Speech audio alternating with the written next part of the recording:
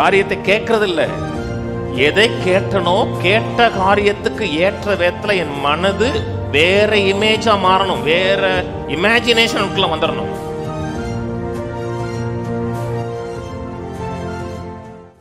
அப்படி இருக்க சகோதரரே, நீங்கள் உங்கள் சரீரங்களை பரிசுத்தமும் தேவனுக்கு பிரியமான ஜீவ பலியாக ஒப்புக் கொடுக்க வேண்டும் என்று தேவனுடைய இரக்கங்களை முன்னிட்டு உங்களை வேண்டிக் கொள்கிறேன். இதுவே நீங்கள் செய்யத்தக்க புத்தியுள்ள ஆராதனை. நீங்கள் இந்த பிரபஞ்சத்திற்கு ஒத்த வேஷம் தெரியாமல் தேவனுடைய நன்மையும் பிரியமும் பரிபூர்ணமான சித்தம் என்னென்று பகுத்தறியத்தக்கதாக உங்கள் மனம் புதிதாகிறதுனாலே மறுரூபமாங்கள். இந்த வசனம் எல்லாருக்குமே தெரியும். Renewal of the mind. மனம் ரினியூ ஆகணும். மனம் ரினியூ ஆகிறதுல பொதுவாக நம்முடைய மனதில் பொதுவாக பேசப்படுற காரியம் என்னென்னா, நம்முடைய தியாலஜியை சரி பண்ணணும். அதான் பொதுவானு பேசுவாங்க. இயேசு பாவத்தை சுமந்தார், என்னை நீதிமானாக மாற்றினார். முதல்ல தியாலஜி இறையிலாக எதை விசுவாசிக்கிறோங்கிறத என் மைண்டு நேராக்கப்படணும். அதில் எந்த மாற்று கருத்தும் கிடையாது. வசனத்தை கேட்குறேன், ஒரு காரியம் எனக்கு பேசப்படுகிறது, நானும் உற்சாகமடைந்து கைதட்டுறேன், விசில போடுறேன், எல்லாம் போட்டு நான் வெளியே போய் பார்க்கும்போது அந்த என்ன கேட்டனோ, எதுக்கு கைதட்டனோ, எதுக்கு விசிலடிச்சனோ அது என் மனதில் படமாக உருவாகவில்லை என்றால் என் மனது ரெனியூவாகவில்லைன்னு அர்த்தம். என் மனது புதுப்பிக்கப்படவில்லை என்று அர்த்தம். ஒரு காரியத்தை கேட்கறதில்ல, எதை கேட்டனோ கேட்ட காரியத்துக்கு ஏற்ற விதத்தில் என் மனது வேற இமேஜா மாறணும், வேற இமேஜினேஷனுக்குள்ள வந்துடணும். கிறிஸ்து இயேசுவுக்குள் தேவனுடைய நீதி அப்படின்னு சொல்றோம், கைதட்டுறோம், ஆமான் நீதிமான், நான் பழைய மனுஷன் இல்லை புதிய மனுஷன் கேட்குறோம்.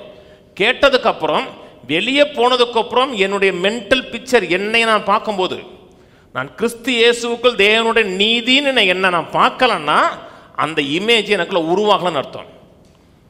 உருவாகலன்னா அதே போல நான் வாழ முடியாது. நான் அதே மாதிரி கிறிஸ்துவுக்குள் நாம் யாருங்கிற சத்தியத்தை 120 வருஷம் போதிக்கலாம், நானும் கேட்கலாம். ஆனால் எனக்குள்ள அந்த இமேஜ் உள்ள வராத வரை என்னுடைய மைண்ட் ரெனியூ ஆகலன்னு அர்த்தம். மனம் புதிதாகிறதுல தேவன் செய்கிற மிகப்பெரிய காரியம் என்னன்னா, மனிதனை கர்த்தர் முதல்ல படைச்சார் பார்த்தீங்களா, அந்த இமேஜ் திரும்ப கொண்டு வரார் மனதுக்குள்ள.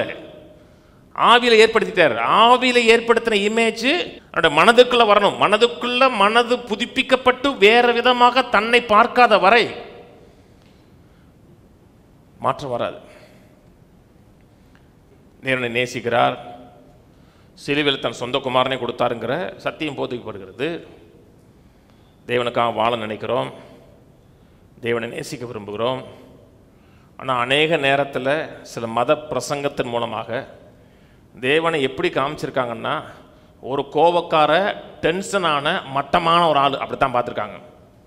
ஏதாச்சும் ஒன்று செஞ்சோம்னா பட்டார்னு அடிச்சிருவார், கையை ஒடிச்சிருவார், காலை ஒடிச்சிருவார், பொருளாதாரத்தை காலி பண்ணிடுவார். அதான் படம் இருக்குது. அந்த படம் உங்களுக்குள்ள இருக்குது, நல்லா கவனிங்க, உங்களுக்குள்ள இல்லை, சில இடத்துல இருக்குது. அந்த படம் உள்ளே இருந்து தேவனை நேசிக்கிறார், தேவனை அன்பு செலுத்துகிறார், தேவன் உங்களுக்காக என்னன்னாலும் செய்வார்னு கேட்டு அதுக்கு ஆமேன் போட்டு அல்லலியா போட்டு உள்ள இருக்கிற படம் மாறலன்னா நீங்க துணிஞ்சு கேட்கவே முடியாது தேவன்கிட்ட. சில மக்களுக்கு இன்னும் தேவனை குறித்து பயம் இருக்குங்க. ராப்சரா நீ போயிருவியா, 2வது வரைக்கும் போயிருவானா, சிலர் மக்களுக்கு இன்னும் பயமா தான் இருக்கு. நம்ம கஷ்டம்தான், ஏன்னா இன்னும் உள்ள பிக்சர் மாறல. அந்த உள்ள பிக்சர் மாறணும். உள்ள பிக்சர் மாறாத வரை வாழ்க்கை மாறவே மாறாது. நம்மை சிந்திக்கிறோம். அநேக மக்கள் தங்களை உயர்வா சிந்திக்கிறதே கிடையாதுங்க, மட்டமாக தான் சிந்திப்பாங்க. மேன்மையா சிந்திக்க மாட்டாங்க, தேவனுடைய பிள்ளையை போல சிந்திக்க மாட்டாங்க, நீதிமான் சிந்திக்க மாட்டாங்க, ஆபிரகாமுடைய சந்ததின்னு சிந்திக்க மாட்டாங்க. அதெல்லாம் கேட்பாங்க. நல்ல சபைக்கு போய் சத்தியத்தை போதிக்கக்கூடிய சபைக்கு போடா கூட அவங்க மென்டல் பிக்சர், அந்த இமேஜினேஷன் இமேஜ் மாறல. கிறிஸ்துவுக்குள் புது சிருஷ்டி, மெய்யான நீதிகளும் பரிசுத்தமும் தேவ சாயலாகவே சிருஷ்டிக்கப்பட்டிருக்கணும் ஆமேம்பாங்க. உள்ள இருக்க பிக்சர், நம்மளாம் என்னத்தை உருப்பட போறோம், நம்மளாம் என்னத்தை வாழ போறோம், நம்மளாம் அந்த உலகத்தில் என்னத்தை சாதிக்க போறோம் அப்படி நினைச்சீங்கன்னா நீங்க புது சிருஷ்டிங்கிற பிக்சர் உள்ள பதியலன்னு அர்த்தம். சும்மா கேட்டு போனோம் நீ புது சிருஷ்டி, ஆமா நான் புது சிருஷ்டி, பைபிள் சொல்லுதில்ல, அதெல்லாம் கரெக்டாக தெரியும். எனக்கு கூட வசனம் ரெஃபரன்ஸ் மாற்றி சொன்னால் கூட பாஸ் நீங்கள் தப்பாக சொல்கிறீங்க, இது இல்லை அதுமாங்க. அதெல்லாம் கரெக்டு. வசனம் மனப்பாடமாக தெரியும், எல்லாமே தெரியும். ரியாலிட்டின்னு வரும்போது பிக்சர் உருவாகலை. உடன்படிக்கை பற்றி பேசுகிறோம். சொன்னார், நான் உங்களை நண்பன் சொல்கிறேன்னாரு, ஃப்ரெண்டுன்னு சொல்கிறேன்னாரு. உடன்படிக்கையில் முக்கியமான பாட்டுன்னா கிறிஸ்து நம்முடைய ஃப்ரெண்டு. அவரை நான் பார்க்கும்போது ஃப்ரெண்டு மாதிரியா பார்க்குறோம். சர்வலோக நியாயாதிபதி மாதிரி பார்ப்பாங்க.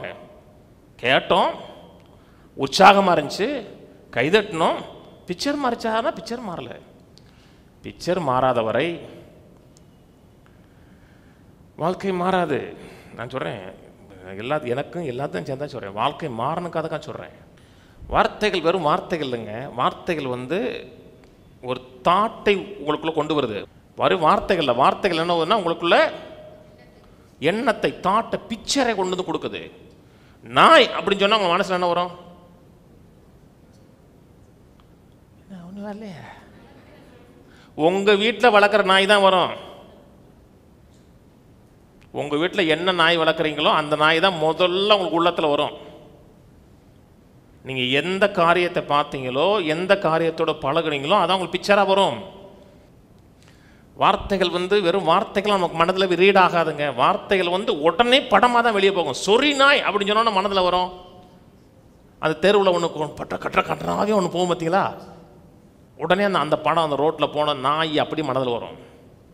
அப்போ தான் நான் சொன்னது உங்களுக்குள்ளே போயிருக்குன்னு அர்த்தம். இல்லாட்டா அது உங்களுக்குள்ள ஆழமாக போய் உள்ள விதையாக பார்க்கலான்னு அர்த்தம். எதை பார்க்குறோம், எதை விசுவாசிக்கிறோம், எப்படி எதை தரிசிக்கிறோம்,